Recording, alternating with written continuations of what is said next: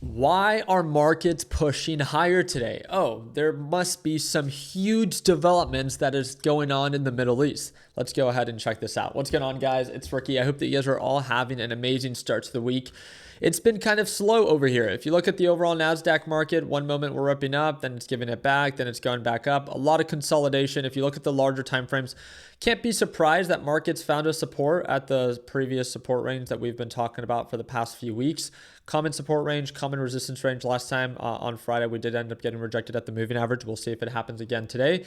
But I would be very careful buying the dip to go long as of right now. I want to remind you, well, again, why are markets pushing up today?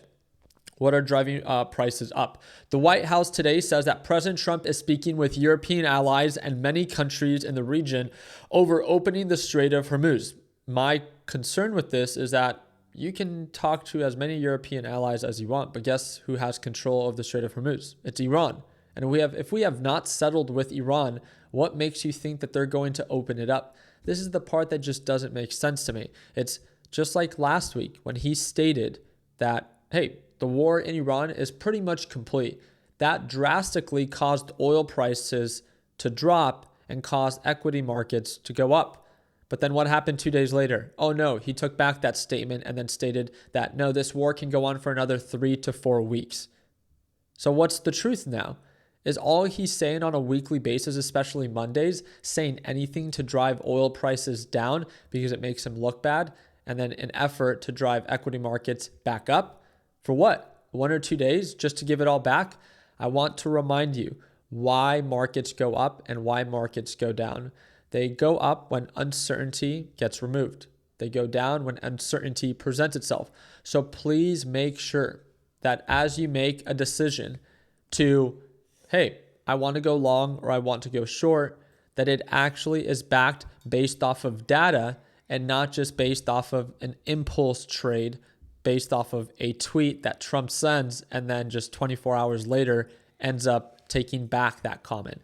So again, just wanted to make sure that you understood what was driving prices higher today. And it's simply based off of a comment that they plan to reopen the Strait of Hormuz, which hopefully they do. And if they actually do, then that should cause overall equities to go up and oil prices to go down. But guess what? That has not been the case. That has not been the pattern of Trump lately. He is saying anything and everything to drive oil prices down because it's making him look bad.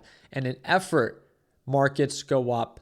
But please, if you see that there's lack of progress, if you see that there's signs of this thing being overbought and a possible another leg down, then be careful with how much you choose to buy the dip on. Because I want to remind you this week on Wednesday, and again, you have every reason to go long if you want to. But this Wednesday, we have the PPI report, which is the Producer Price Index report. But most importantly, we have the FOMC rate decision and then the press conference. This is one of the most important meetings this week, if not the most important. The FOMC rate decision, well, they will decide to raise, pause, or cut interest rates. And according to the Fed Rate Monitor tool, there's a 98% probability that they're going to pause. That is not bullish. On top of that, 30 minutes after, there's a press conference. This is where Jerome Powell will go live and answer analyst questions. What do you think and how do you think his tone is going to be, knowing what is currently going on with rising oil prices and the uncertainty of the labor market? Do you really expect it to be bullish? Or is Trump getting ahead of it, trying to make comments now to pump up the markets so once they retrace on Wednesday due to what is reported, they're just not as bad?